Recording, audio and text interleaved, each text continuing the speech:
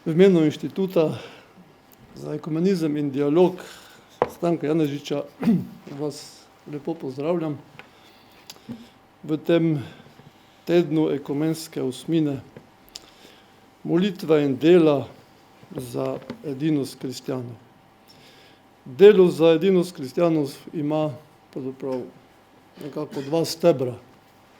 Iskanje in hoja za resnico, je dialog resnice in življenje iz te resnice, ki je dialog ljubezni imenovan. In v zadnjih časih, zadnjih desetletjih po drugem Vatikanskem koncilu se je med nekaterimi cerkvami in skupnostmi odvijal dialog resnice.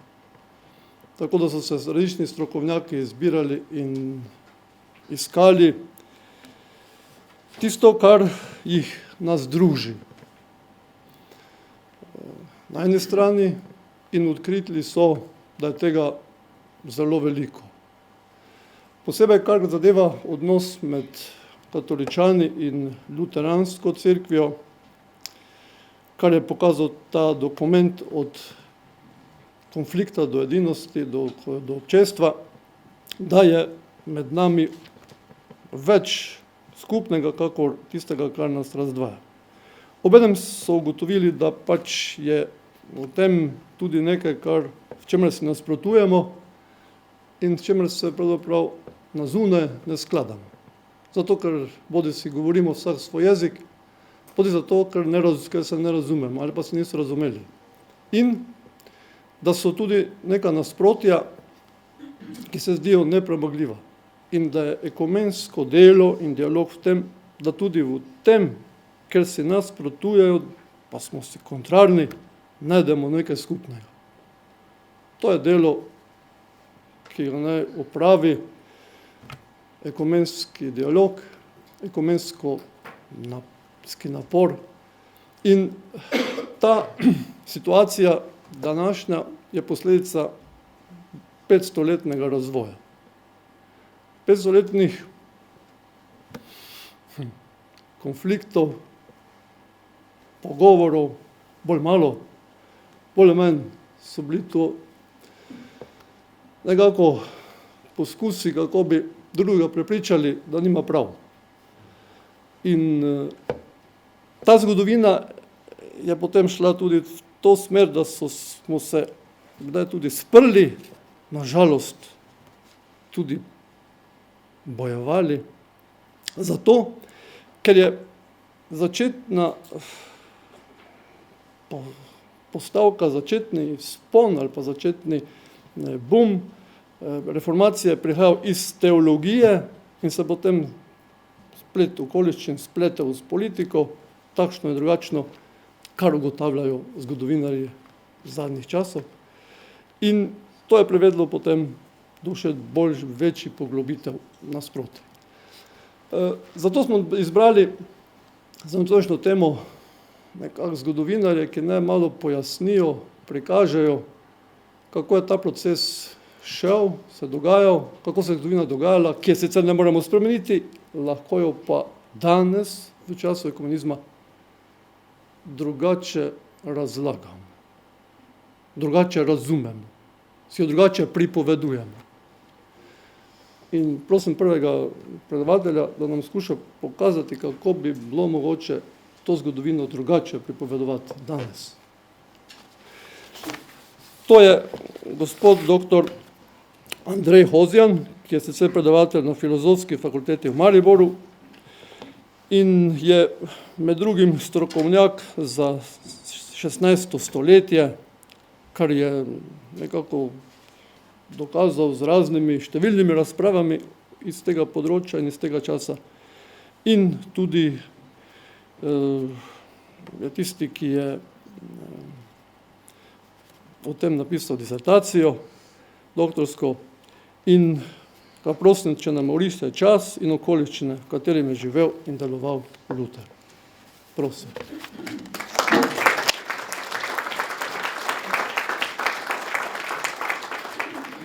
Namenil pa sem se, ampak res v omejenem času, tole ne bo trajalo 3/4 ure ali pa 60 minut, ali pa ampak dosti manj, predstaviti res tiste najosnovnejše poteze, ki so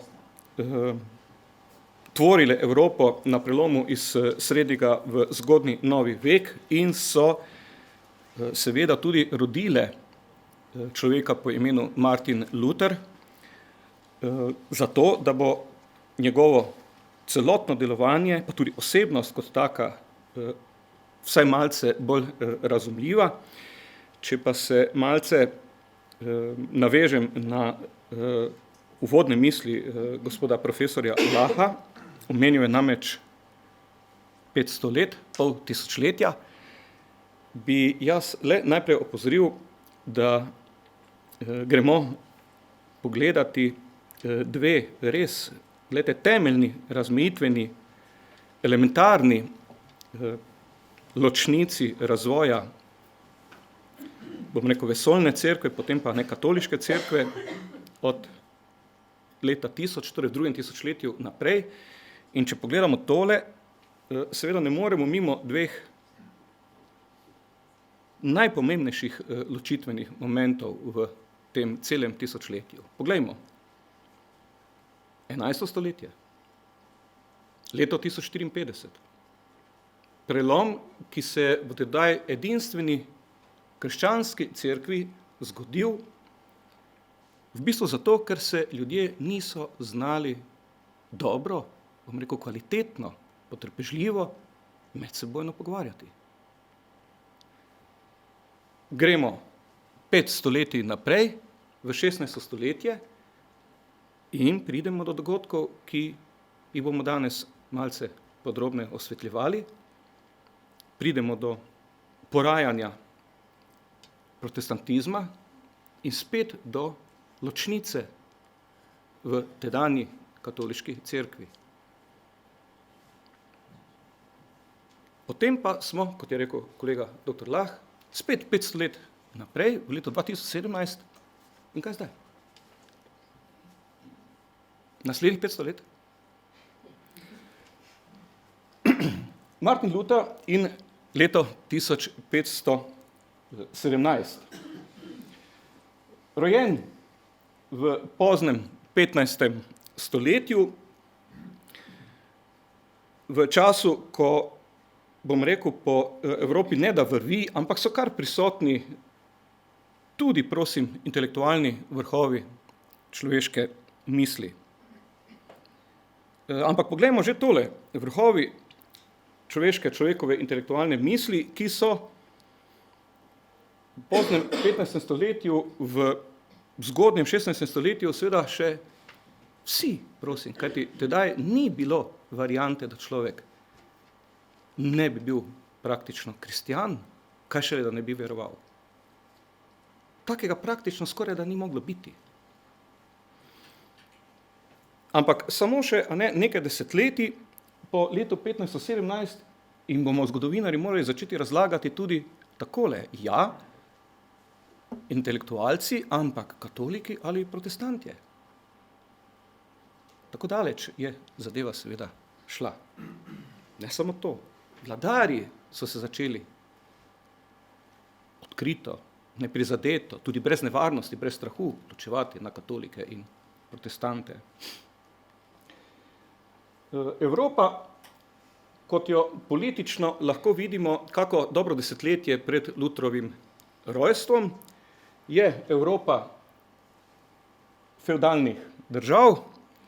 O tem res ne bom kaj dosti izgubljal časa, kajti seveda lahko si človek pogleda tudi na spletu, se ne najde danes že pa res dosti, ampak če se osredotočim v tejle karti, politični karti Evrope, na to ogromno ozemlje, tule, to so njegove vzhodne meje, tole so njegove zahodne meje, govorim torej o ogromni državi, ki se reče Sveto rimsko cesarstvo, je v bistvu država držav, kajti v tej ogromni državi tedaj praktično obstaja kakih od obdobja do obdobja, ne različno, pa kakih 270, 280 držav in državic, velikosti od recimo nekega mesta za večjo okolico pa do celih kraljestev, recimo nemškega kraljestva v osrednjem delu, tole barvo sivo, ali pa kraljestva krone svetega Vaclava oziroma bolj po domače češkega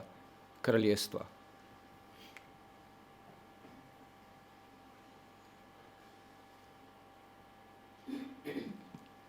Ta ogromna površina je v času, ko je Martin Luther tamle pri kakih, nekaj malega čez 20, razdeljena, že tule lahko vidite, na pravi celo vrsto takih in drugačnih držav ali pa večjih fevdalnih ozemelj. Vsem nam je gotovo znano ozemlje habsburških detnih dežel, katerih sestavni del je bil tudi naš prostor, pa je tukaj spet, kot rečeno, skupina čeških dežel, Bavarska, Württemberg, osrednje nemške pokrajine, spet razdeljene na take in drugačne države. Za Lutherov matični prostor seveda najvažnejša pokrajina Saška, tu je še Hessen, Münster, mejna marka Brandenburg in tako naprej, zakaj bi o temle, na dolgo pa na široko, ampak predstavljate si sedaj, torej, da je v času Lutherovem mladosti, bomo rekli, ob drugem živelo na ogromni površini, še pravim, državno-pravno, še vedno enovite države Svetega rimskega cesarstva, recimo piši kakih 80 posvetnih knezov, dodajmo temu še kakih 25 cerkvenih knezov, od škofov, nadškofov, ki so bili dobesedno voditelji tudi svojih ozemelj, državic, in dobimo takoj razlog, ki mu rečemo fevdalna torej partikulariziranost, fevdalna razdeljenost, poudarjam, znotraj enega ogromnega državnega mehanizma. Vladar te naddržave, te superdržave je še vedno svetorimski cesar, katerega dejanska avtoriteta pa je seveda samo še, bom rekel, avtoritetica nasproti avtoriteti takih svetih rimskih cesarjev, kot so bili recimo proti koncu 12. ali pa v prvi polovici 13. stoletja znamenita imena kot Friedrich I, Friedrich II, so samo še avtoritetice, torej ljudje, ki se jim nekdo dolžno formalno pokloni, drugače ga pa nič kaj dosti ne zanima za dejansko moč takega cesarja, kajti konkretno nima več. V mestu Eisenach, v severnejšem severnejših predelih Svetorimskega cesarstva se 1683 torej rodi Martin Luther in z eno mislijo je rezultat svoje dobe. Kakšna doba torej tole je? Najprej o samem Lutheru v mladosti, o dobi in razmerih bomo takoj zatem. Gre študirati, tako da nič novega pod soncem, bi rekli, vendar gre študirati posvetno pravo, daleč torej od teologije, daleč od religioznosti, 1505. doživi duhovno izkušnjo, vstopi v red avguštincev puščavnikov, za katerega dobro vemo, da je tedaj tisti trenutek, prosim, eden gotovo, bom rekel v narekovaju, najostrejših redov, kajti gre za eremite, bosonoge avguštince, če se ne motim, jih imamo tule na slovenskem ozemlju, ali pa tule širši, okolici severovzhodne Slovenije smo jih imeli, torej so bili samo nad Muto, poudarjam, bosonogi, eremitski avguštinci. In tudi ta zadeva močno vpliva na Lutra. Poglejmo ga, kako izgleda v študentskih letih, kdo bi mu kaj prisodil k temu portretu, razen da verjetno ni bil, bom rekel, najneprikupnejši med redovniki.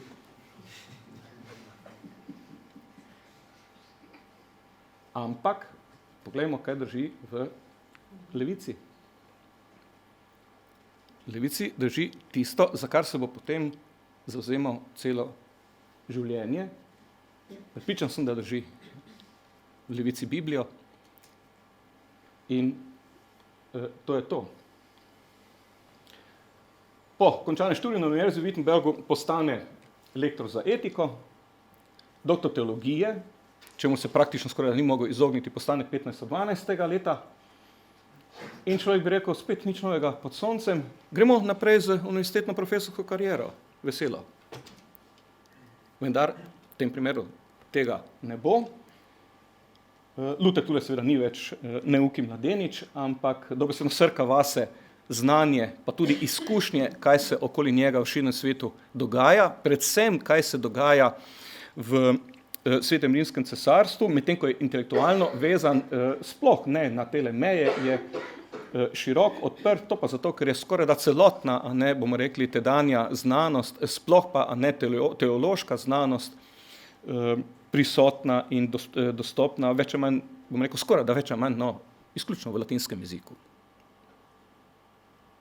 In to, kar se Lutheru zdi ta trenutek še kot prednost, mu bo kmalu postala ovira. Ena od mnogih, ki jo bo treba preprosto preskočiti. Začne pa razvijati svojo teologijo, kar pa je bil večleten trajajoč proces. To ne pride od danes do jutri. In tudi Luther je seveda tukaj le marsikaj moral razmisliti pa spreminjati pri samem sebi. Tako kot je seveda še danes vsakem. Na to pa pozor potovanje v Rim, ki izjemno izostri njegovo misel, tudi njegov smisel prav o življenju, pravzaprav ga tole potovanje tudi osmisli v dotedanjega le mogoče bolj ali manj nemega spremljevalca dogajanj in razmer v človeka, ki bo aktivno začel ne samo razmišljati, ampak tudi govoriti o tem, kako bi naj bilo drugače. Na dolgo pa široko tule seveda ne morem, ampak Rim ga je povsem spremenil, videl je, kaj se dogaja v večnem mestu, tam a ne, je med drugim poudarjam, bil sedež papeža, papeške kurije, pa tudi a ne, najvišje duhovščine in kako je tale duhovščina živela, o tem bi lahko sedaj dneve in tedne, pa mislim, da nima smisla, kajti gremo kar k razmeram znotraj cerkve na prelomu iz srednjega v zgodnji novih vek, ki so, z eno besedo sem napisal, porazne. Ko uporabim ta pojem, ga bom kar razvil v misel, cerkev je porazila, tedanja, cerkev je porazila samo sebe. Mislim, da tale pojem zelo dobro razumemo, če rečemo, če ga takole razumemo, porazno je nekaj, ne. Ja, porazil si samega sebe, saj te nihče drug ni, ker te ni mogel. Vendar, podobno je stanje v družbi. Tako je cerkev le popoln odsev tedanjih družbenih razmerij, ki jih res tule ne morem na dolgo pa na široko. Prisotne so namreč množične neenakosti. Govorimo, prosim, o času, ko je tisti, bom rekel, klasični feudalizem v večjem delu Evrope, pa res v zadnjih vzdihljajih, kajti še ravno kar, a ne, ali pa pravzaprav ponekod se je že, a ne, dobro razrasel zgodnji kapitalizem, z vsem tistim, kar nosi s seboj, dogajajo se krize osebne zavesti, gonja za materialnimi koristmi, za oblastjo, za prevlado nad drugimi. In preprosto ne moremo si predstavljati, da bi bila cerkev od tega izolirana, kajti preveč je cerkev ne samo eden od delov, ampak je elementarni del tedanje družbe, za katerokoli državo pravzaprav pogledamo. Mogoče so kje malce neke razlike, ampak te razlike gredo potem samo res še bolj v minus. Duhovščina je skratka neizobražena, to je nekaj, kar je Luther izredno kritiziral, je zmaterializirana, seveda prednjači pa vrh, namreč papež. Pri tem ne bi sedaj spet na dolgo in široko, morda ste pač gledali, če ne drugega serijo o Borgicih, pa vam je vse jasno, kako pa kaj.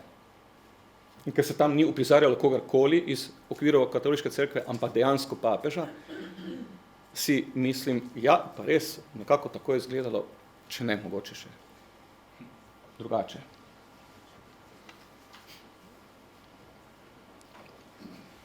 Luther skratka zavrne dotedanjo popolnoma skrepenelo in zastarelo, pravzaprav sploh neuporabno že teologijo cerkve in razmišlja o nujno potrebnih temeljitih spremembah cerkvene organiziranosti. Kajti ta cerkvena organiziranost, odnosi med višjo, nižjo in pa najnižjo duhovščino, grabežljivost cerkve kot take, ko se pravzaprav sploh ne ukvarja več toliko z duhovnim stanjem ali pa z duhovnim poučevanjem, ampak je nekaj najvažnejšega, koliko beneficijev nekdo ima. Beneficiji so pa čisti, dajmo reči, prihodki in tako dalje, da ne bomo. Veliko se, na primer, ukvarja s teološko ne povsem utemeljeno cerkveno prodajo odpustkov. Pustimo sedaj, zakaj so odpustki sploh nastali, saj vemo, papež pa gradnja nove bazilike svetega Petra v Rimu. Ampak interesantno je, da dosti manjkrat, veste, povemo, kdo pa je recimo te odpustke sploh kupoval. Ali so bili aktualni, ali so ljudje posegali po njih? Seveda so. Pa še kako. Kajti, papirček, podpisan v imenu papeža, je tistemu, ki ga je kupil, omogočal marsikaj. Največ tistih, ki pa je tak papirček kupilo, pa je v njem videlo, ker seveda niso imeli pojma, zakaj v bistvu dejansko gre, pa je v tem papirčku videlo vstopnico za pot naravnost v nebesa. Ker pa to niso niti najmanj šaljive zadeve, kajti šli so v samo esenco naukov tedanje cerkve, je res dobro pomisliti, kdo jih je kupoval. Seveda so jih največ kupovali številčno, torej pripadniki najnižjih slojev družbe, ki pa jih je številčno bilo daleč največ, pa morda še kakšni bolj posebni, bom rekel, deli prebivalstva, ki pa so se le toliko zavedali, da imajo neke močne grehe na duši. Eden primer, recimo takole, v tedanjem času, ki je vrvel od večjih in manjših spopadov, meddržavnih ali pa medfeudalnih, so na primer najemniški vojaki. Posel vojaka je bil ubijanje. S papirčkom pa je seveda bil prepričan, da mu je odpuščeno vse za nazaj, pa tudi vse za naprej. Tako da mirno in veselo gre moriti naprej. In s tem služiti svoj najemniško-vojaški denar. Rezultat? Luther sestavi 95 tez in jih 31. oktobra 1517. pošlje svojemu predstojniku, cerkvenemu predstojniku, nadškofu v Mainzu, se pravi, enemu od teh najuglednejših cerkvenih dostojanstvenikov v cesarstvu sploh, poleg manjškega še kölnski in pa trierski nadškof, ki so med drugim bili tudi volilni knezi, se pravi, odločali so o tem, kdo bo novi nemški kralj. Nemški kralj pa bi potem lahko kandidiral za kronanje v Rimu in pa za cesarski naziv. In teh 95 tez je nujno, neposredno povezanih z datumom 31. oktober, letnico 1517, ki pa seveda nam danes pomeni državni praznik. Datum, kot vsi vemo. Tako so izgledale, seveda izpisane v latinščini, potem so jih natisnili, ampak pozor.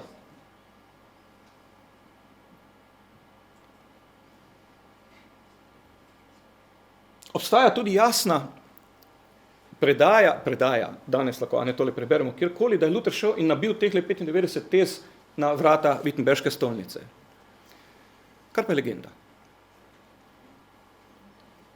Kar pa je prej, ko ne, skoraj da zagotovo legenda, ki jo je rodil njegov tesen sodelavec Philip Melanchthon, prej legenda kot resnica.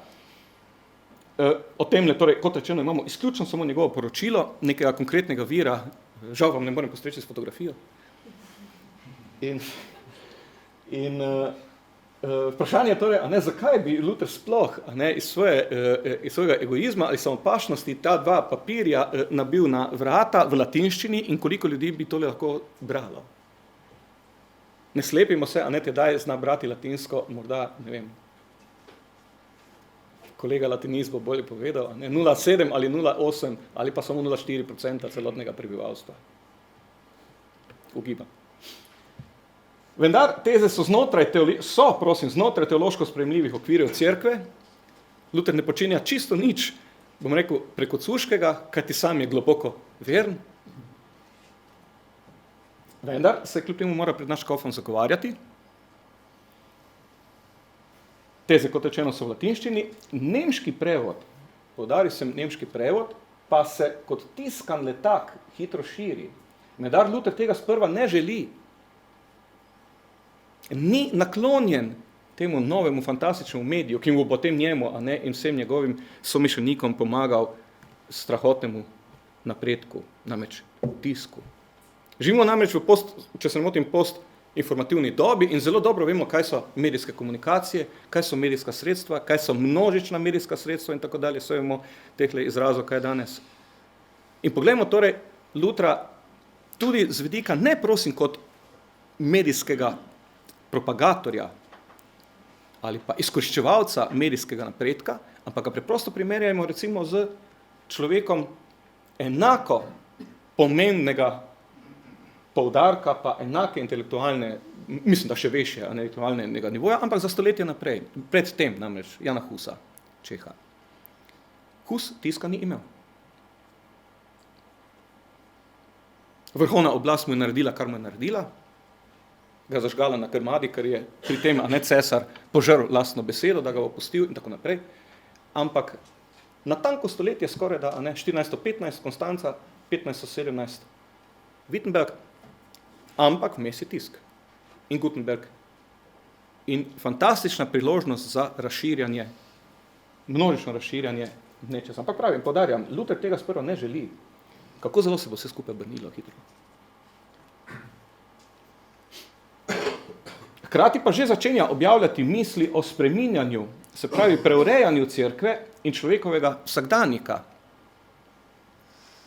In to je bila ena od poant, ki je, recimo, tedanja cerkev preprosto ni razmišljala, ni upoštevala, ne, učila je teološke resnice iz spisov, razmišljajoč pa o vsakdanjem življenju človeka v katerikoli, prosim, družbenem sloju, ne samo tistih najštevilčnejših nižjih slojev, tudi recimo plemstva, ne, ki je še kako bilo povezano s cerkvijo, saj je bilo na oblasti, zato ker je cerkev seveda učila, da je vsaka oblast od Boga.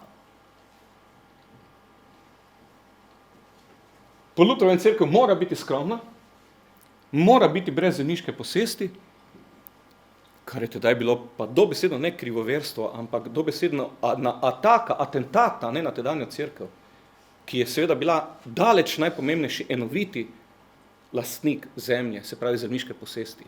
Iz nje je črpala, a ne večji del svojega bogatstva. Vero mora podajati v jeziku ljudi.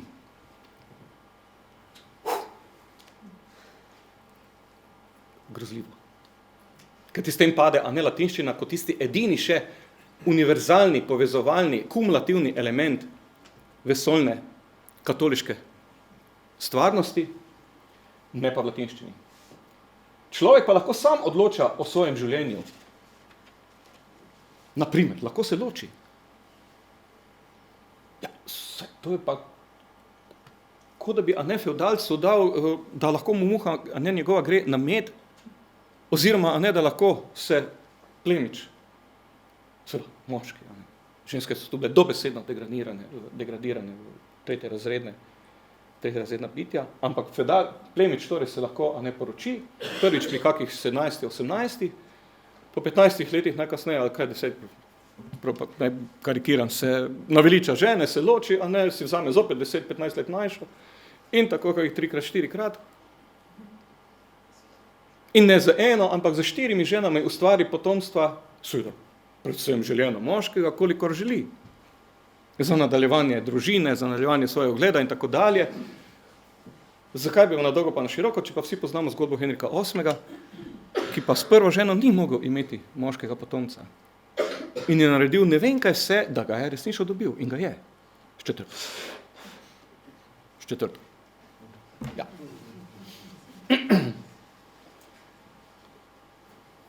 Vladari so zadolženi za vero svojih ljudi. Prav tako revolucionarna Lutrova misel. Prosim, tele misli se oblikujejo pa resnično v prvih, dajmo reči, 4, 5, 6 letih po največ, a ne, morda še prej po Wittenbergu 1517. Kajti s tem pritegnete posvetnega človeka, vladarja, direktno v funkcijo, da odloča o veroizpovedi vseh svojih podložnikov, kaj bi rekel, prebivalstva svoje države, grofije, kneževine, vojvodstva, kraljevine in tako naprej. Vladar mora odločati o veri svojega prebivalstva. In seveda se bo čisto vse, kar tukaj vidite, v protestantizmu na 70 letih tudi uresničilo. V naslednjih nekaj letih, po 1517, se cerkev postavi jasno proti njegovim idejam. 1520. mu papež že zagrozi z bulo z izobčenjem. Bula contra errores Martini Lutheri et sequativum, se pravi bula proti napakam Martina Luthera in njegovih, bi rekli, sledilcev, tovarišev. Naslednje leto 21. ga dejansko izobči iz okrilja katoliške cerkve, kar je faktično pomenilo, da je Martin Luther ne iz svojega prepričanja in odločitve, ampak zaradi prepričanja oziroma akta najvišjega človeka v katoliški cerkvi postal dobesedno necerkveni človek, ne katolik, ne verujoči, dobesedno. Nemški kralj in bodoči cesar Karel V. pa ga še isto leto tudi posvetno izobči na državnem zboru v mestu Worms, kar je pomenilo, da je pravzaprav bilo ogroženo tudi njegov fizični obstoj, njegovo življenje. Kdorkoli ga je namreč lahko na podlagi tega izobčenja ali fizično poškodoval, ali ubil, okradel in kakorkoli. Od tega trenutka, torej od 1521. za Lutra ni več poti nazaj. Mostovi so pravzaprav s tem že porušeni. Tako je izgledalo tole v Wormsu 1521. leta. Luther še vedno upodobljen, gledajte, v redovniški obleki Avguštinca.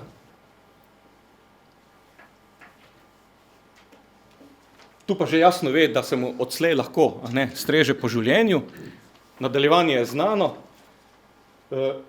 Eden najmočnejših posvetnih knezov osrednje nemškega prostora, vojvoda Friderik, ga na poti iz Wormsa, dogovorjeno seveda, ugrabi, zapelje na grad Wartburg, v tej sobici Luther potem naslednje desetletje praktično prevaja Biblijo v nemški jezik, se pravi počenja nekaj, kar je bilo, prosim, do tedajni cerkvi strogo, najstrožje prepovedano. Ta ista zadeva je recimo Jana Husa seveda stala glave. Prevajanje Biblije v domači češki jezik. Vendar Biblija izide, natiskana je v nemškem jeziku.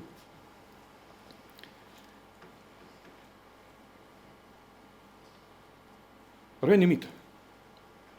Dobesedno mit, kajti odslej lahko vsak, ki se bo naučil brati nemški jezik, bere Biblijo v domačem jeziku.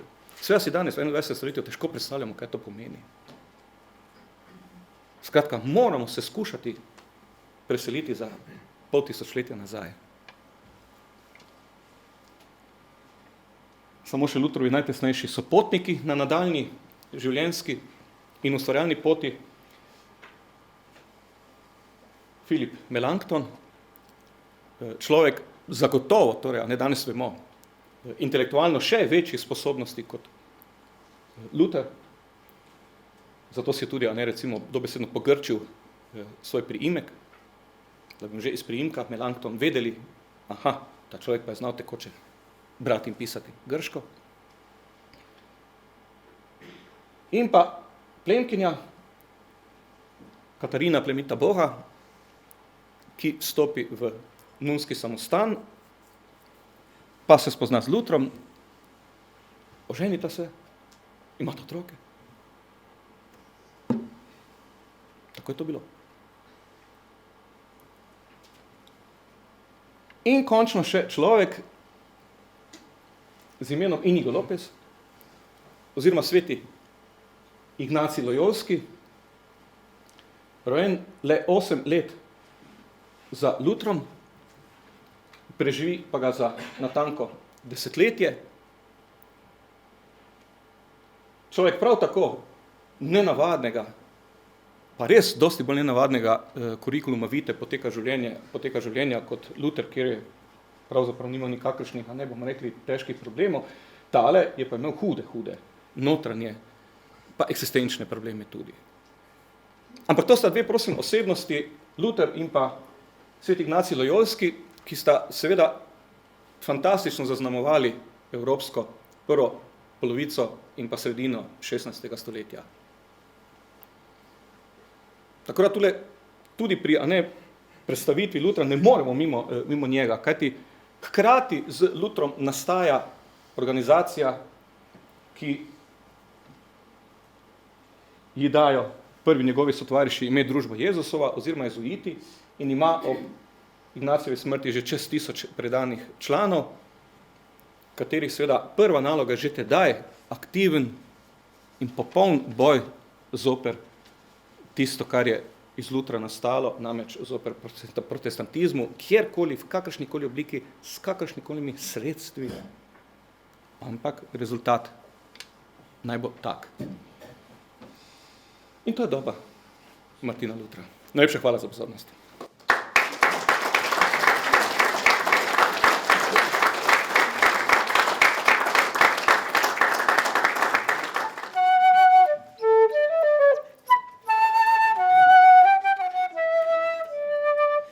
Ker naš Gospod in učenik Jezus Kristus pravi, opravljajte pokoro, je hotel, da bi bila pokora vse življenje vernikov. Te besede ni mogoče razumeti v smislu pokore kot sakramenta, se pravi kot spoved in zadoščevanja, ki se ga izvršuje po duhovniški službi. Ne nanaša se zgolj na notranjo pokoro, sleda namreč ne bi bila sploh nikakršna, če ne bi iz nje na zunaj izhajala dela za mrtvičenje mesa. Zato ostaja kazen, dokler obstaja sovraštvo do samega sebe, kar je resnična pokora srca, se pravi do vstopa v nebeško kraljestvo. Papež ne želi in ne more odpustiti nobenih kazni, razen tistih, ki jih je naložil po lastni odločitvi ali na podlagi cerkvenih kanonov. Papež lahko kakšno krivdo odpusti le s tem, da razglasi in izpriča, da jo je odpustil Bog. Seveda jo lahko odpusti v primerih, ki so mu pridržani. Če tega ne bi upoštevali, bi ostala krivda v celoti ohranjena. Bog sploh nikomur ne odpusti krivde, ne da bi hkrati vsem ponižnega podvrgel duhovniku, svojemu namestniku. Cerkvena določila o pokori so zavezujoča le za žive, medtem ko umirajočim skladno s tem ni dovoljeno nalagati ničesar. Zato Sveti Duh, ki deluje po papežu, ravna do nas dobro, če v svojih odločitvah vselej izvzema primer smrti in skrajne stiske. Mnenje, da je moč cerkveno pokorno kazen spremeniti v kazen v vicah, je plevel, ki so ga očitno zasejali, medtem ko so škofje spali. Zdi se, da se pekel, vice in nebesa razlikujejo prav tako dobro kot obup, malone obup in gotovost. Zato papež s popolnim odpustkom vseh kazni nima v mislih preprosto odpustka vseh kazni, marveč le tistih, ki jih je sam naložil. Zato so v zmoti tisti pridigari odpustkov, ki pravijo, da bo zaradi papeževih odpustkov človek prost in rešen sleherne kazni. Če je sploh moč komu podeliti kakršenkoli odpustek vseh kazni, potem zagotovo le najpopolnejši, se pravi, kar se da malo številnim. Spričo tega velik del ljudstva nujno varajo širokoustnimi obljubami odpustka kazni. Papež ravna zelo pravilno, ko dušam v vicah odpuščanja ne namenja na podlagi svoje oblasti nad ključi, ki je za kaj takega nima na razpolago, marveč po poti priprošnje. Človeški nauk oznanjajo tisti, ki pravijo, da duša zleti iz vic, komaj zacinglja novec škatlici. Nekrščansko pridigajo tisti, ki učijo, da za tiste, ki duše odkupijo iz vic ali pridobijo spovedna pisma, kesanje ni potrebno. Vsak kristjan, ki se zares kesa, ima pravico do popolnega odpustka kazni in krivde, tudi brez pisma o odpustku. Vsak pravi kristjan, naj bo živ ali mrtev, ima delež pri vseh dobrinah Kristusa in cerkve in mu ga Bog nakanja tudi brez pisma o odpustku. Le previdno je dovoljeno pridigati apostolski odpustek, da ljudstvo ne bi zmotno menilo, da je treba drugim dobrim delom dajati prednost pred ljubeznijo. Kristjane bi morali učiti, da papeževo mnenje ni, da je moč pridobitev odpustka na kakršnikoli način primerjati z deli usmiljenja.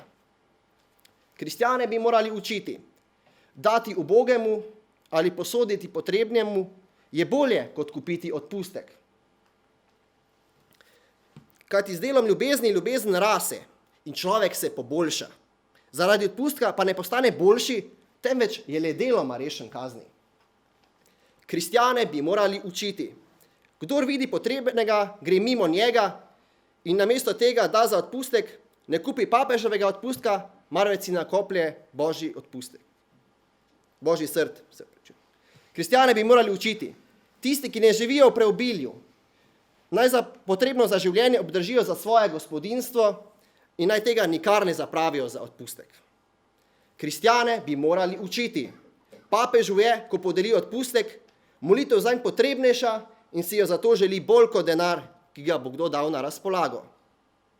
Kristjane bi morali učiti, ko bi bil papež vedel za izsiljevalske metode pridigarjev, odpustkov, bi bil raje videl, da se Petrova cerkev pogrezne v pepel, kakor da bi jo zgradili s kožo, mesom in kostmi njegovih ovac. Kristjane bi morali učiti, papež bi bil, kakor je njegova dolžnost, da bi bilo potrebno, pripravljen prodati Petrovo cerkev, da bi iz tega denarja dal velikemu delu tistih, ki so jim določeni pridigarji odpustkov denar vzeli iz denarnic. Sveti Lovrenc je rekel, da so zaklad cerkve njeni ubogi, a uporaba tega pojma je bila skladna s predstavami njegovega časa. Utemljeno pravimo, da predstavljajo ta zaklad ključi cerkve, ki so ji bili podarjeni po Kristusovih zaslugah. Pravi zaklad cerkve je presveti evangelij o Božjem veličastvu in milosti. Ta je po pravici vse posod sovražen, ker iz prvih dela zadnje. Zaklad odpustka pa je po pravici izjemno priljubljen, ker iz zadnjih dela prve. Torej je zaklad evangelija tista mreža, s katero so nekoč lovili imetnike proč od bogatstva. Zaklad odpustka pa je tista mreža, s katero zdaj lovijo bogatstvo od tistih, ki ga posedujejo. Kdor govori zoper resničnost apostolskega odpustka, naj bo zavržen in preklet. A kdor govori zoper nebrzdanost in predrznost besed pridigarjev odpustkov, naj bo blagoslovljen. Blazno je misliti, da je papežji odpustek dovolj močan, da bi človeka odvezal kazni, celo če bi, kar je vendar nemogoče, storil silo Božji porodnici. V nasprotju s tem menimo, da ne more, kar zadeva krivdo, papežji odpustek odvzeti niti najmanjšega odpustljivega greha. Če je rečeno, da niti sveti Peter ne bi mogel, ko bi bil sedaj papež, podeljevati večjih milosti, je to žalitev za svetega Petra in za papeža. Zaradi tega predrznega pridiganja odpustkov niti učeni možje ne morejo zlahka braniti papeževega ugleda pred zlonamerno kritiko ali celo pred bistroumnimi vprašanji laikov.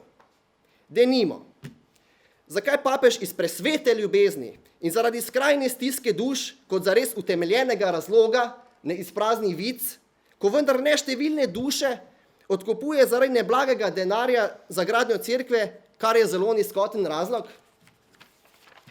Ali zakaj papež, ki je danes bogatejši od najbogatejšega Krasa, ne zgradi vsaj te ene cerkve svetega Petra raje iz svojega lastnega žepa, kot iz denarja raznih vernikov?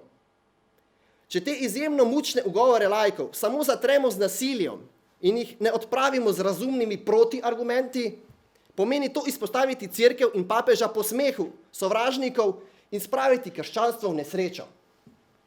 Če bi torej odpustek pridigali v skladu s papeževim duhom in stališčem, bi se vsi ti ugovori razblinili sami od sebe. Ali še več, sploh jih ne bi več bilo. Zato proč s temi ta istimi preroki, ki kristjanom pridigajo mir, mir, a miru pa ni. Kristjane bi morali spodbujati k temu, da bi dežili k hoji za svojo glavo Kristusom skozi kazni, smrt in pekel. In da bi zaupali v to, da bodo prej vstopili v nebeško kraljestvo po mnogih stiskah, kakor po mirni gotovosti. Hvala.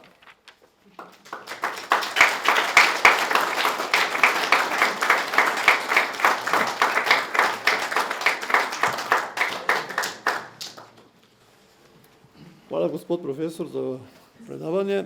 Zdaj pa vabim k besedi profesorja doktorja Aleša Maura, ki je doktor zgodovine, specializiran za srednji vek in pa stari vek, je tudi teolog in lektor latinščine na Filozofski fakulteti v Mariboru, publicist, vem, da ga vsi poznate.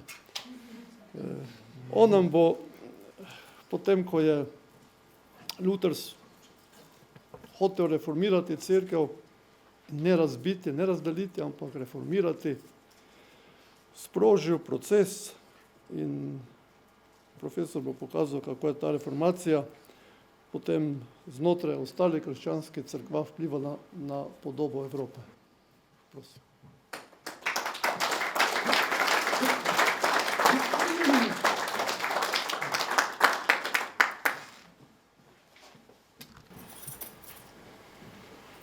Lepo pozdravljeni. Nerodno mi je govoriti, ker pravzaprav nimam kaj tehnega dodati k temu, kar je povedal že moj predhodnik. Potem je pa nerodno tudi zaradi tega, ker vidim tukaj veliko ljudi, ki bi znali veliko kompetentne o tej temi spregovoriti kakor jaz. In tretjič mi je nerodno, ker vidim tukaj študente, ki jim bom predaval tisto, kar sem jim pred nekaj tedni na fakulteti. Pa vendar nisem se mogel upreti skušnjavi, da ne bi sprejel vabila na predavanje in se je spet izkazala za resnično tista misel Ala Pacina v podobi hudiča, da je napuh njegov najljubši greh. Izhajal bi pa iz podmene, da pravzaprav pomeni za srednjo in zahodno Evropo šele nastop reformacije oziroma tako imenovani zahodni razkol, tisto vidno needinost med kristjani, ki je zares pomenila za naslednje rodove škandal in je globoko vplivala na pomen in vlogo krščanstva na splošno v evropski družbi od 16. in 17. stoletja naprej. Zato bi v glavnini svojega predavanja govoril o tistem, o čemer znam kaj več povedati, in sicer o tem, da pravzaprav vidna needinost v zahodnem krščanstvu do nastopa reformacije, do zgodnjega 16. stoletja, kot ta škandal ni bila zelo navzoča. Sicer je treba, ko govorimo o edinosti ali needinosti med kristjani, zgodovinskega vidika vselej priznavati, da so se Kristusovi učenci in učenke želje svojega učitelja, naj bodo vsi eno, ki jo je izrekel pri zadnji večerji, držali slabo. Vendar je to za zgodovinarja tudi stvar perspektive. In kot je povedal profesor Lah, je seveda pravzaprav lahko veliko večji čudež, da so te nepovezane, vse z početka nepovezane krščanske skupnosti, raztresene po rimskem cesarstvu, ohranjale kakršenkoli občutek edinosti ali enosti, kot sem zdaj videl, da je bolj priljubljen izraz, kot pa to, da so med njimi obstajali tudi spori. In teh sporov je bilo pred Lutherovim nastopom precej.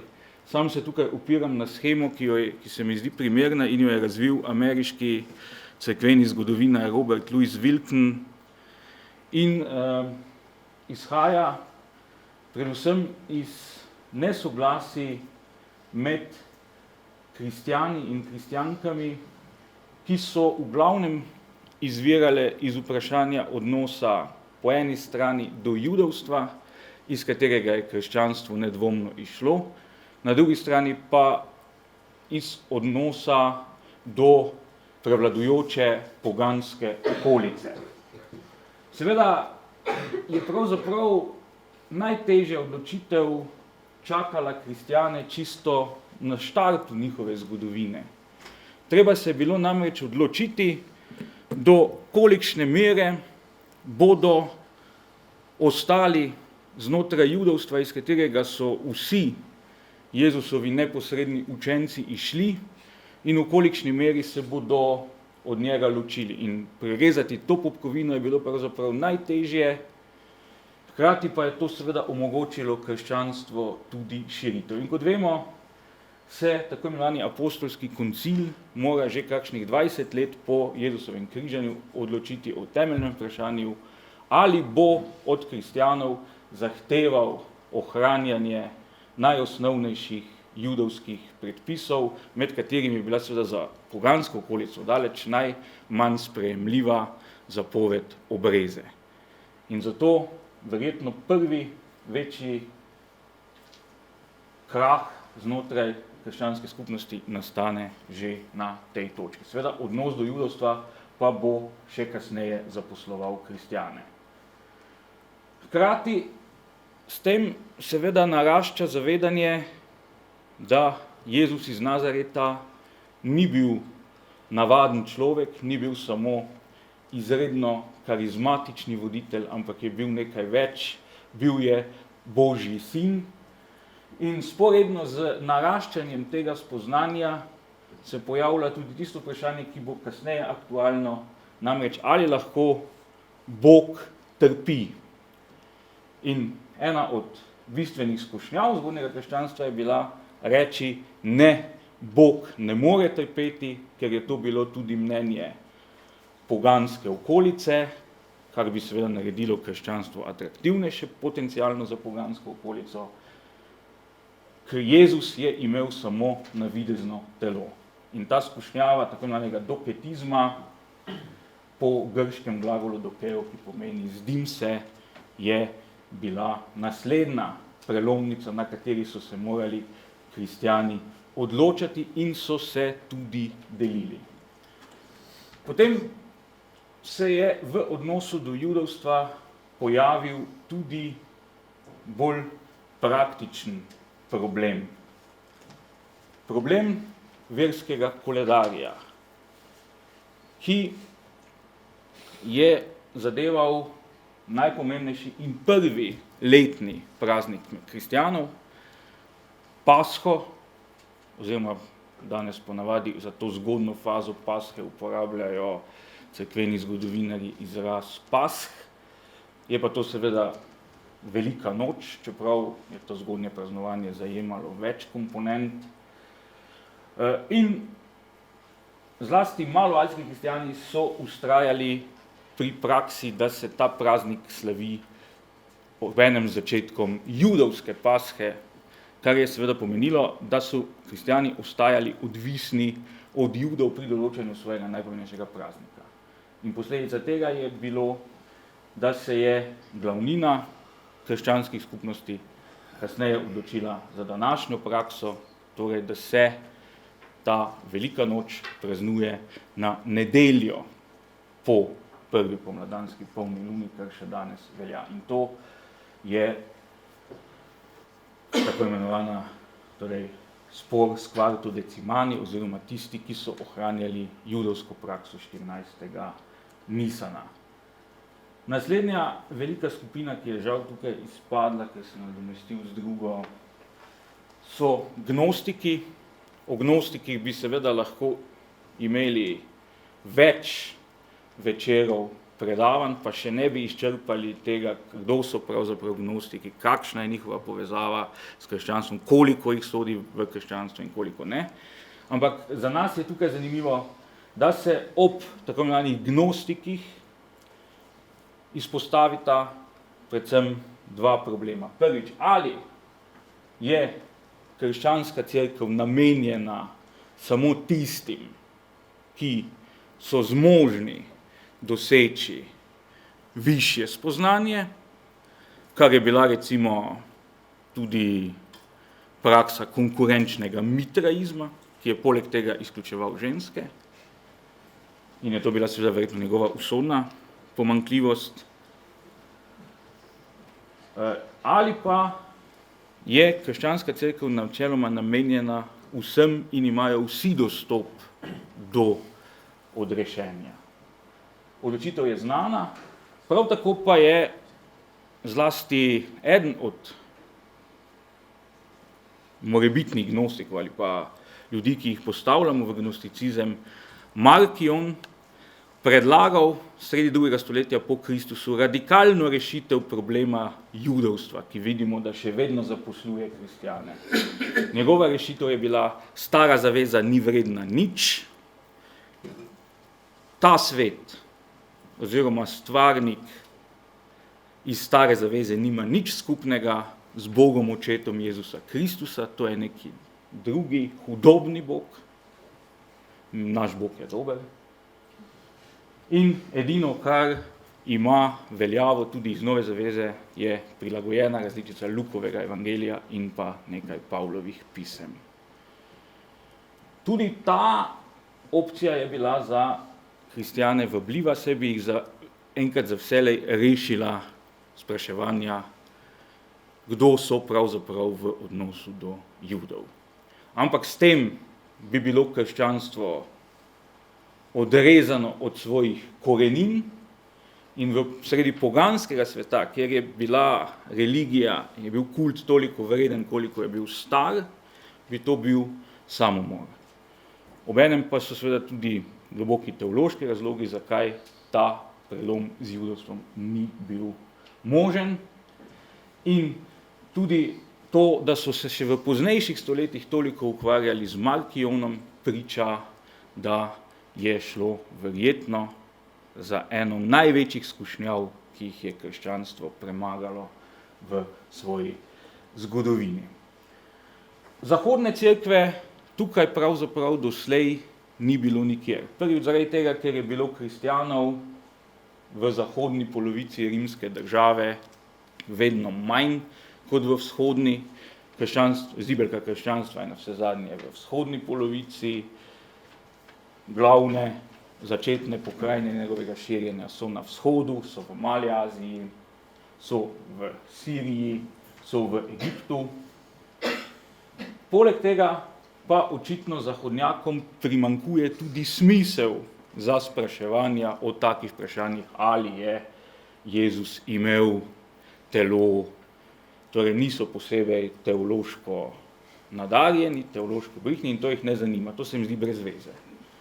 To je svet rimskega prava in zato se pravzaprav zahodna cerkev v delitve vključi šele takrat, ko gre bolj za praktične probleme. To je en vidik, drugi vidik pa je tisto, kar pa mislim, da zahodno cerkev do danes tepe, je pa ta odnos krivda, greh, kazen, odpuščanje, pravičnost, usmiljenje. Torej, to zahodnjaka zanima, kako uskladiti pravičnost in usmiljenje, kako narediti to, da bomo grešnika dovolj po glavi, pa ga ne bomo ubili. To je tisto, kar zahodnjaka zanima, in mislim, da se to vleče do slovite posinodalne spodbude Amoris Laetitia, kjer smo spet zahodni Evropejci nastavili past papežu Frančišku, ki ga seveda kot Latinoameričana te naše tisočletne zdrahe nič ne zanimajo, mora se pa z njimi ukvarjati, zato ker vseeno pač so cerkve v zahodnji Evropi pomembne.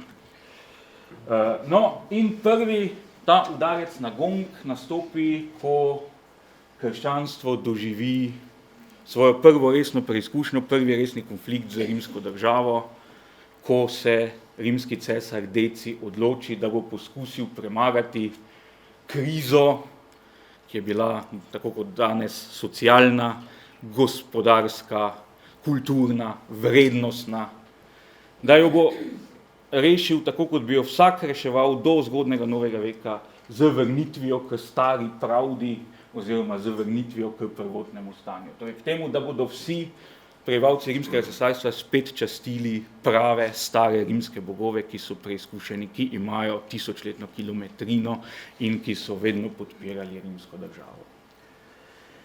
In ker na to preizkušnjo krščanska cerkev ni pripravljena, ima težave.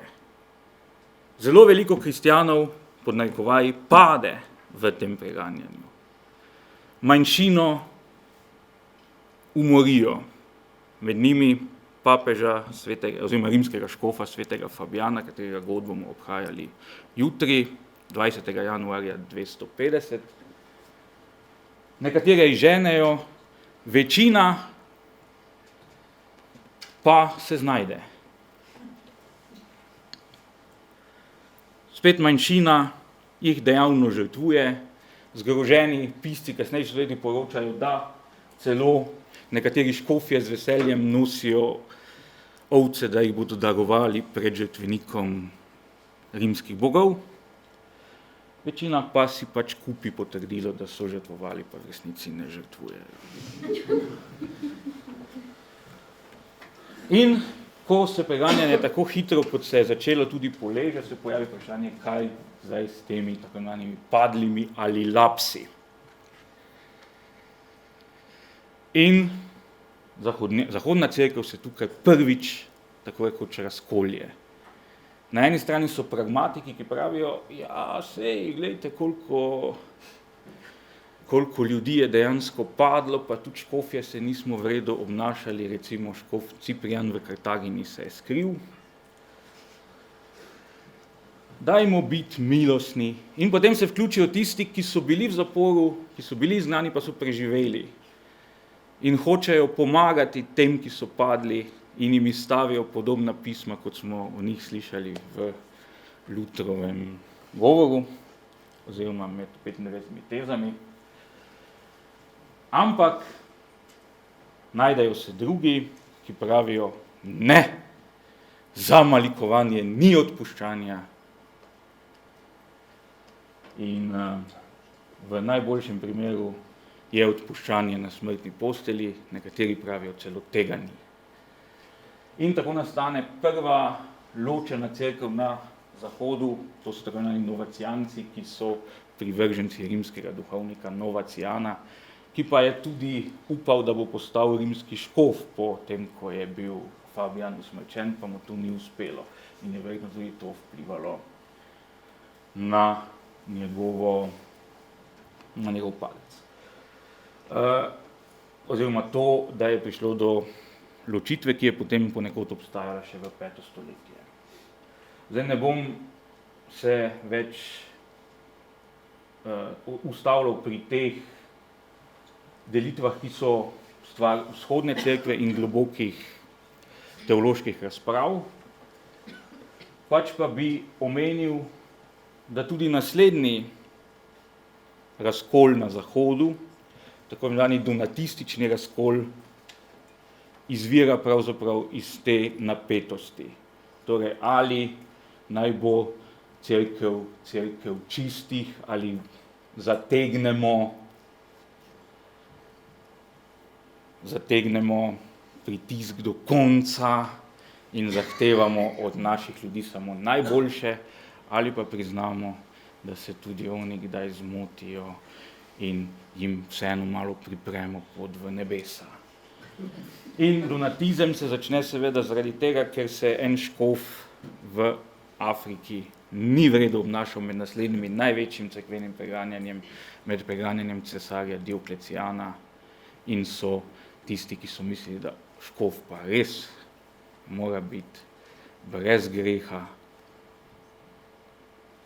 postavili svojega. No, in potem je ta razkol v Afriki trajal. Kasneje so ga z državno pomočjo sicer pometli pod preprogo, ampak ni malo zgodovinarjev, ki mislijo, da je zato, ker je bil pometen pod preprogo, pa nezaceljen, to prispevalo k zelo nenavadnemu in hitremu zatonu krščanstva v tako imenovani latinski Afriki, je bila zibelka krščanstva, danes pa v Alžiriji, Tuniziji, Maroku kristjanov praktično ni. In to ne zaradi tega, ker bi jih Arabci po osvojitvi pobijali, ampak ker je tu prišlo pač do naravnega izumrtja oziroma prestopa v islam. No, sicer je prej dr. Hozijan že omenjal veliki razkol, vendar osebno menim, da so ga bolj občutili na vzhodu kot na zahodu kot razkol. Pa tudi sicer je vprašanje, ali je edinost v tem smislu, kot si jo mi danes predstavljamo, v smislu cerkve, kjer bi rimski škof kot njena glava imel dejansko avtoriteto, je to zelo vprašljivo. In se sam bolj pridružujem recimo mnenju, ki ga je izrekel britanski zgodovinar Roger Collins ob enem od dokazov, ki jih ponavadi sploh katoliški zgodovinarji navajajo za to, da so rimskega škofa upoštevali tudi na vzhodu, namreč ob razsodbi papeža Leona Velikega na koncilu v Kalcedonu. Pač pravi on, ja, seveda so mu vzhodni škofje pritrjevali, ker so že prej oni tudi mislili tako, če bi pa papež učil nekaj tistega, kar ne bi se ujemali z njihovimi stališči, pa ga ne bi upoštevali. No, in tako pravzaprav zahodna cerkev vozi slalom sicer skozi preizkušnje. Tu bi moral verjetno omeniti in zelo dobro paše v shemo tega spraševanja o razmerju med krivdo, grehom, odpuščanjem in dobrimi deli na vse zadnje, tipično zahodna teološka borba se splete tudi okoli znamenitega pelagijanstva, proti kateremu se je bojeval in dosegel zmago sveti Avguštin. Tudi pri pelagijanstvu gre seveda zato, ker se tudi pri Lutru izpostavi namreč razmerje med človekovo lastno zmožnostjo, da pride do odrešenja in med Božjo milostjo. Vsekakor pa ravno zaradi te skupne zgodovine mislim, da je zelo utemeljena že večkrat izrečena podmena, ki jo tudi papež kar naprej ponavlja, da je seveda tega, kar nas druži, neprimerno več, kot je tistega, kar nas ločuje, in da je pravzaprav cerkvena zgodovina zahodnega krščanstva dokaz za to. Lutrova reformacija pa se potem pravzaprav razvije, vsaj kot Lutrova osebna pobuda, ravno okoli teh temeljnih spraševanj, ki so od nekdaj zahodnjake bolj mučile kot vzhodnjake. Zato je na vse zadnje tudi nauk o izvirnem grehu na zahodu v veliko večji časti in je veliko bolj poudarjen kot pa na vzhodu. Seveda je tudi res, da je reformacija išla ali pa vsaj med širokimi ljudskimi množicami dobila tako veliko podporo zaradi občutka, da je cerkev v popolni krizi, ali mi rečemo, da je v buli, ne? Ampak zdaj tu sem mislil navesti en presenetljiv citat papeža Hadriana VI. Leta 1522, na katerega je opozoril nemški cerkveni zgodovinar Hubert Wolf, pa ga bom zdaj preskočil. Vendar pa je pravzaprav tudi Luther sam, kot je v novejšem času zlasti poudaril njegov biograf Volker Lepin, evangeličanski teolog, vsaj toliko, kot iz tega občutka krize in potrebe po tako rekoč revolucionarnih spremembah, ki pa jih je on kot človek zgodnega novega veka seveda razumel kot vrnitev na staro stanje, je izšel tudi iz poznosrednjeveških spraševanj ravno o tem, kako najdem usmiljenega Boga sredi cerkve, ki kar naprej grozi s kaznimi. Oglejmo si slike Lutrovega starejšega sodobnika, ki je umrl leto dni pred 1517, Hieronima Boša, pa si bomo predstavljali to podobo groženj, s katerimi je živel preprosti vernik. In tukaj najdemo Lutra, kako se spominja pogovorov s svojim spovednikom Johanom von Staupicem, ki je kasneje ostal privrženec stare cerkve, ampak tukaj se Luther kaže pravzaprav predvsem kot predstavnik zelo pomembnega toka v poznosrednjeveškem katolištvu. In tukaj govori o tem seveda, da so na eni strani bili rablji, ki z neznosnimi zapovedmi pri nas polagajo spovedno postavo. Ako je Staupic pregovoril o pokori, je spoznal, da je tisto, kar so oni šteli za cilj in dopolnitev pokore, v resnici začetek. In pravi se, kar je za Lutra zelo pomembno, začel sem po vrsti primerjati mesta v pismu, ki so učila o pokori. Kajte, v vseh straneh so rečale besede, se v celoti ujemale s tem naziranjem in se mu pridruževale. Kot prej zame v vsem pismu ni bilo ničesar britkejšega od besede pokora, ni zdaj v mojih ušesih nobena zvenela slajše in prijetneje. Kajti zapovedi postanejo sladke, če spoznamo, da jih ne smemo zbrati zgolj v knjigah, marveč v ranah presladkega odrešenika. In tu je pravzaprav ta os zahodne teologije, kjer imamo na eni strani goro zapovedi, prepovedi, ki skozi čas popolnoma izgubijo stik z izhodiščem, s podobo Jezusa iz Svetega pisma in na drugi strani vedno tudi poskuse, kako se vrniti nazaj k temu izhodišču. In tako se mi zdi, da je tudi zdaj eden od premišljevalcev postsinodalne spodbude Amoris Laetitia napisal, da je papež pravzaprav vzvratni inženir, ki nas spet od zapovedi pelje k njihovemu viru. Tako da se pravzaprav ta zgodba na neki način skozi zgodovino zahodne teologije vedno ponavlja. No, zdaj pa je čas že pravzaprav potekel, zato samo še minutka o tem, o čem bi naj sicer bolj govoril. Torej, tisto, kar je pa presenetljivo ali pa tudi ni presenetljivo, ker je bilo v takratni čas samoumevno, Luther je svojo vrnitev k viru razumel in izpeljal kot naslonitev na posvetno oblast, kako bomo slišali tudi v zadnjem odlomku.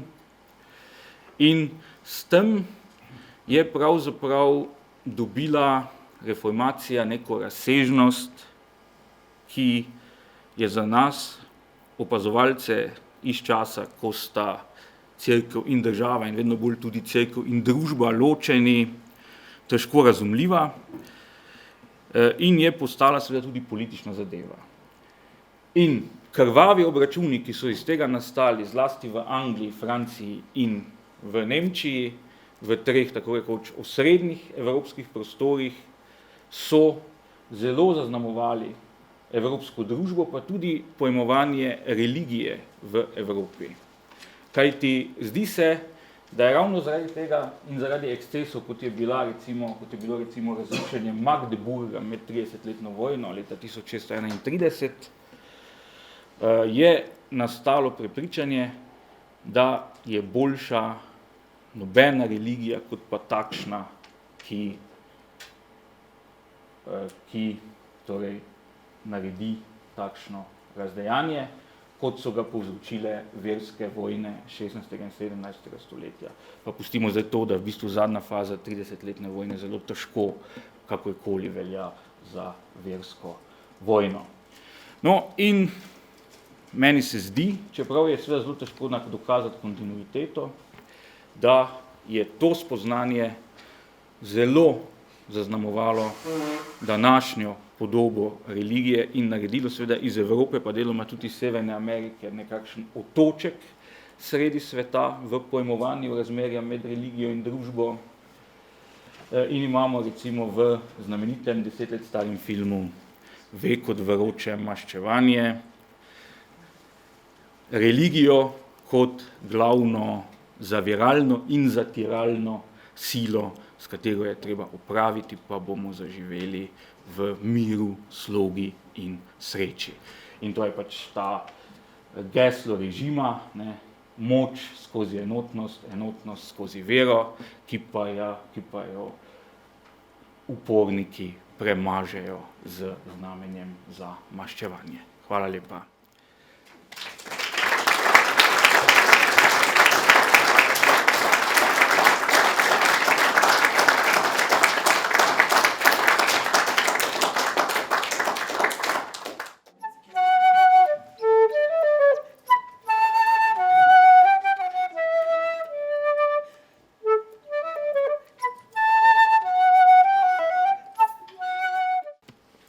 Najprej milost in moč od Boga, najpresvitlejši, premilostni, ljubi Gospodje. Ni se zgodilo iz gole domišljavosti, niti predrznosti, da sem jaz, posamezni ubogi človek, drznim spregovoriti pred vašimi visokimi dostojanstvi. Stiska in težava, ki tlači vse stanove kristjanstva, predvsem pa nemške dežele, je pobudila ne le mene, temveč vsakogar, da mnogokrat vpije in prosi za pomoč, da vpijem in kličem, ali bo morda Bog komu naklonil duha, da bo podal roko bednemu nemškemu narodu.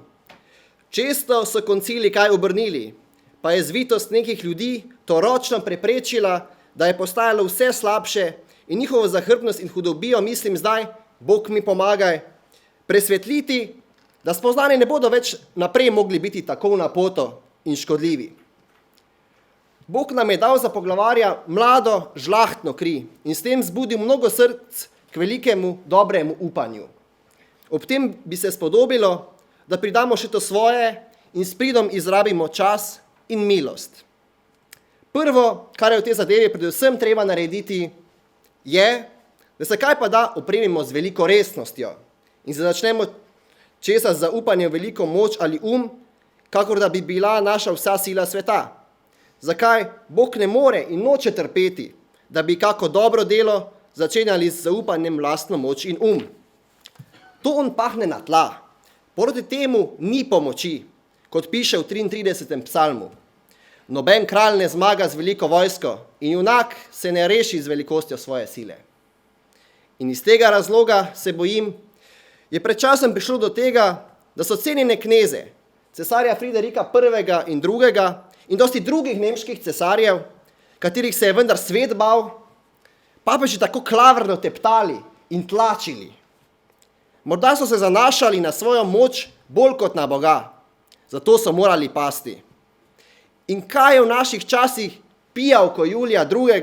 Povzdignilo tako visoko, kot bojim se to, da so se Francija, Nemci in Benetke opirali sami nase. Benjaminov rod je potolkal 42.000 Izraelcev, zato ker so se ti zanašali na svojo moč. Da se ne bo tako zgodilo tudi nam s to plemenito krvjo Karlom V, moramo biti gotovi, da v tej zadevi nimamo opraviti z ljudmi, temveč s knezi pekla, ki pač lahko svet napolnijo z vojno in prelivanjem krvi, a jih s tema dvema ni moč premagati. Stvari se je treba tukaj lotiti z obupanjem nad telesno silo, v ponižnem zaupanju v Boga in z resno molitvijo iskati pomoč pri njem, ter ne imeti pred očmi nič drugega kot stok in stisko ubogega kristjanstva, ne glede na to, kaj so zaslužili hudobneži. Če ne, se utegne igra pač začeti z mnogo blišča, ko pa se bo vanjo prišlo, utegnejo hudi duhovi narediti takšno zmešnjavo, da bi ves svet moral plavati v krvi in vendar s tem ne bi bilo nič opravljenega. Zato dajte, ravnajmo tu strahom Božjim modro. Čim večja je sila, tem večja je nesreča, če se ne ravna v bogaboječnosti in ponižnosti. Če so papeži in Rimljani doslej s hudičevo pomočjo spravljali kralje v medsebojne zaplete, lahko to tudi še stori, če se bomo brez Božje pomoči zagnali svojo močjo in umetnostjo. Rimljanovci so zelo spretno sezidali okrog sebe 3 obzidja, 3 zidovja, s katerimi so se doslej varovali, tako da jih nihče ni mogel reformirati, s čimer je vse kristjanstvo grozovito padlo. Prvič, če je kdo nanje pritisnil s posvetno oblastjo, so trdili in pravili, da posvetna oblast nima nad njimi nobene pravice, temveč narobe, duhovna oblast da je nad posvetno. Drugič, če kdo hotel grajati s svetim pismom, so nasproti temu trdili, da nihče, razen papeža, nima pravice razlagati pisma. Tretjič, če jim kdo grozi s koncilom, pa si izmišljujejo, da nihče, razen papeža, ne sme sklicati koncila. Tako so nam skrivoma ukradli vse 3 šibe, da lahko ostanejo nekaznovani, nato pa so se usedli v varno utrdbo teh 3 zidov, uganjati vse fakinstvo in hudobijo, ki jo potem zdaj vidimo. Zato naj, če to zahteva nuja in je papež kristjanstvu pohujšanje, odpomore tisti, ki prvi more, kot zvest ud vsega telesa, da bo nastal pravi, svoboden koncil. Tega nihče ne zamore tako dobro, kot posvetni meč. Posebno še, ker so oni so kristjani, so svečeniki, so duhovniki, so vplivni v vseh rečeh in jim je treba njihovo službo in delo, ki jo imajo od Boga nad vsakomer, pustiti opravljati svobodno, kjer je to nujno in koristno. Zato dajmo, ugotovimo tole. Krščanska oblast ne zmore nič zoper Kristusa, kakor pravi Pavel. Ničesar ne moremo storiti proti Kristusu, temveč le za Kristusa. Če pa kaj stori zoper Kristusa, je oblast antikrista in hudiča, če tudi bi kar deževalo čudežev in bilo nadlog kot toče. Čudeži in nadloge ne dokazujejo nič, posebno v tem poslednjem, najhujšem času, o katerega lažnih čudežih so napovedi v vsem svetem pismu. Zato se moramo držati besed Božjih s trdno vero, potem bo hudič pač opustil svoje čudeže. S tem upam, bo zrušeno krivo, zlagano strašilo, s katerim so nas Rimljani dolgo časa delali plahe in navdali našo vest z neumnostmi. Vedelo se bo tudi, da so enako z nami vsemi podložni meču, da nimajo moči, da bi sveto pismo razlagali z golo silo brez znanja in da nimajo oblasti, da bi preprečevali koncil ali ga po svoji mili volji oropali, obvezali in mu vzeli svobodo. Če pa to počno, da so po resnici občestva antikrista in hudiča, od Kristusa pa nimajo nič razen imena. Hvala lepa.